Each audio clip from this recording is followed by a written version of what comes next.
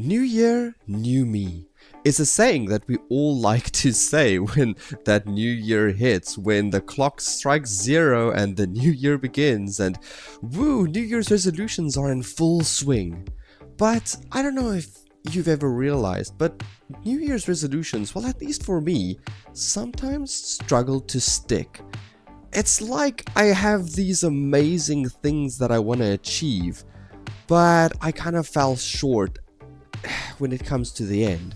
I say, oh, I want to go to the gym, and I want to start reading books, and I want to do a new degree or something like that. I want to change the world, which is all fantastic and amazing. But for some reason, I fail at my New Year's resolutions. And if you think about it, there's actually a really good reason why we fail at New Year's resolutions. We set these amazing grand spectacle of New Year's resolutions for ourselves that kind of, if you think about it, they're unattainable. So the first reason why we fail at reaching our New Year's resolutions is because we're not setting realistic expectations. We're not setting something that we can actually achieve. You would say something very grand and grandiose like, oh, I want to read at least 12 books, but you forget at the moment when you set that expectation or when you set that New Year's resolution that you're busy. There are many things that occupy your mind. There are many things that demand your attention in your day-to-day life. Will you be able to really, truly pick up a book and read one every month if that's not a habit that you used to have? You're going to have to figure out time to go to the gym. You're going to have the energy to go to the gym, which to me is kind of a big one because I don't have the energy. But I know that I really should. So the first thing that causes us to fail in our New Year's expectations or our New Year's revolutions or resolutions or whatever you want to call them is that we set unrealistic expectations. Number 2 is that we're not specific enough. Now this one might sound a little bit but it's actually true. You need to be specific in your New Year's resolutions. You need to be specific in your goals. And this one doesn't just fit for New Year's resolutions. It also is important for goals in general. We need to be specific. So when we set a New Year's resolution, we need to set it to be something very specific, like I'm going to drink at least 2 glasses of water per day. This is an important one and it's an easy one that you can do. Drinking water is important. Hydration is important. Please stay hydrated.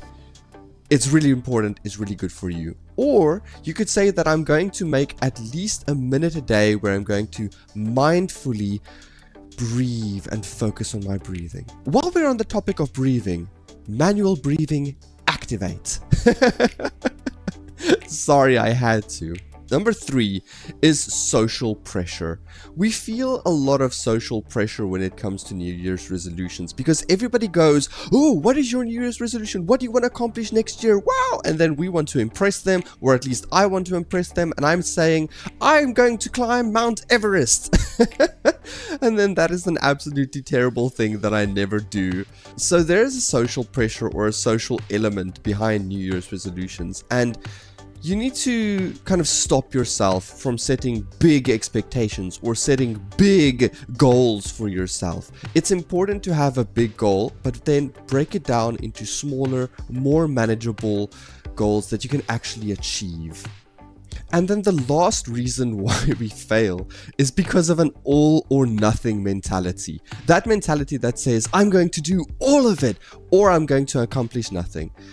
Even though it might be fun to think of things in that way, it's not really helpful because when you set this great, big, massive goal for yourself, it's hard to achieve that goal. It's going to be difficult to achieve it if you don't break it down into smaller things. And what we kind of do is halfway through the year, we go, yes, I have this goal, I want to reach it. But we have this all or nothing mentality. And when we don't feel like we're going to reach it, we just give up. And I am the biggest culprit of this. I have given up so many things. I remember one of my New Year's resolutions a couple of years ago was to learn a new language. And I wanted to be fluent in the language at the end of the year. I downloaded Duolingo, not sponsored by the way, but I downloaded the app and I started using it, and I very quickly realized that I was not going to be fluent at the end of the year, so I just gave up. It's that all or nothing mentality, which is not great. So, okay, what can we do to actually set reachable New Year's resolutions, to actually set reachable goals for this year? What can we do? Number one, I would say, is be realistic. Be realistic about what you can accomplish, about what you have time for, what you have energy for, and what you can really go for this year. I'm not saying don't have a big goal. Of course, have a big goal that you want to reach in your lifetime, but at least say, I want to, let's say you want to learn a new language. Don't say I want to be fluent in that language by the end of this year. Maybe say, by the end of this year, I want to be able to greet someone, and I want to be able to ask where the bathroom is in this new language. That is a reachable and attainable goal. So, number one, set reachable and attainable goals, or be realistic about your goals. Don't go, ooh, I want to run a marathon by the end of this year. If you really push hard and you have all of the dedication, yeah, sure, definitely.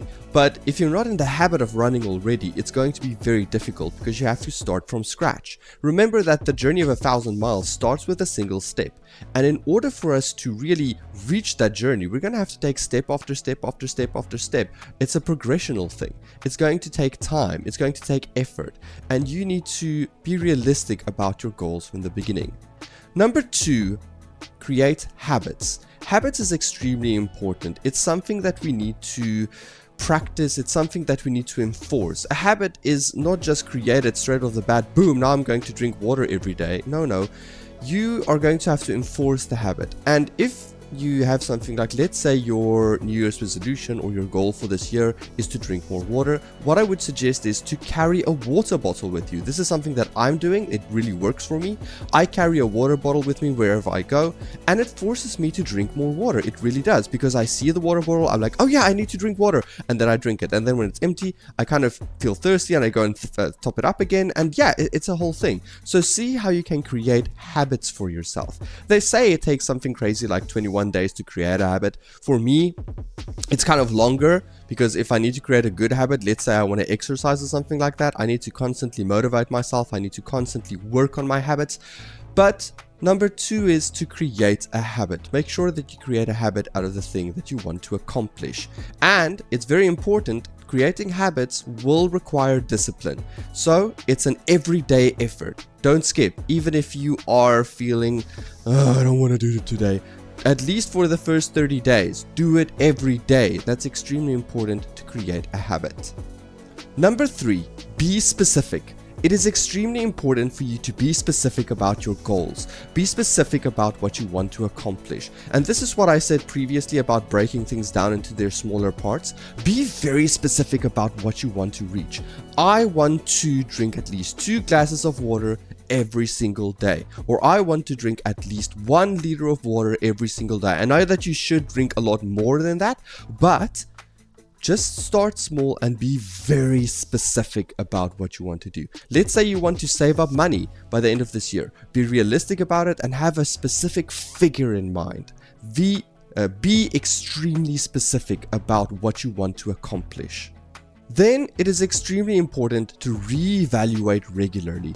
If you see that you're not going to reach your goal, then that's not the end of the world. It's not a big problem. Just reevaluate your goal, reevaluate what you're trying to do, and see if you need to maybe adjust it slightly to make it a little bit more realistic, a little bit more apt for your time. And if you're very, very good, or if you're very lucky, then you might even need to adjust it in such a way that you make it a little bit more difficult for yourself. Let's say you have a goal that every day you want to go walk a kilometer, or you want to go walk a mile. I don't know what units you use, but let's say every day you want to do that, and you realize that that mile or that kilometer is becoming easier for you, then maybe add to it. Or if you feel like it's too hard for you, maybe subtract from it and say that you only want to go 800 meters, or I don't know what 800 meters is in miles. I'm sorry. I'm sorry. I'm dumb. Okay. It is what it is. But what I'm trying to say is reevaluate. Make sure that you reevaluate where you are, where you're going, and what your goal is going to be. And then the last thing that I need you to do that we always forget, and that is to celebrate small victories. It is extremely important that we celebrate the small wins, that we celebrate the things in our lives that is, even if it's just a very small thing that we've done, a small accomplishment, we need to celebrate that small accomplishment because it is actually a monumental thing. Remember that your foundation is the most important thing, and often the foundation is not something that we celebrate, but we really should, because it will carry you through the rest of your life. It will carry you through the rest of your skills. So it is extremely important to celebrate small victories, to celebrate small accomplishments. Did you learn a new word today in your journey to learn a new language? Congratulations, that's fantastic. Did you drink your allocated amount of water today? That's fantastic. Celebrate. Maybe have a little dance party. I don't know what you want to do. Sorry, I'm cringe. That's what I do. But celebrate and talk about it and tell people about it. Be sure to make it a part of your life. Make celebration part of your life. Maybe go on social media and say, yes, I've reached my goals today, and you can as well. Because in celebrating, we're also creating a motivational moment for those around us. And isn't that just nice? Isn't that just wonderful to create a motivational moment for the people around us? So, New Year's resolutions. If you hear the thing, new year, new me, it might be cringe, it might be erg, but it can be extremely powerful if wielded in the right way. If you wield that sword in the correct way, you can create fantastic goals and reach those goals. And I believe that you can do this. So, take this new year, and if you're watching this video not during the new year, maybe take this motivation and work on your goals. Set goals for yourselves. Remember, it's never too late to start a new goal. It's never too late to start a new habit. It's never too late to start a new journey. But anyway, thank you for watching this video. If you liked it, maybe think about liking and subscribing. I really appreciate you. Take care of yourself, be kind to yourself, and celebrate your victories. I believe in you. You've got this. Until next time, ciao. Thanks for watching.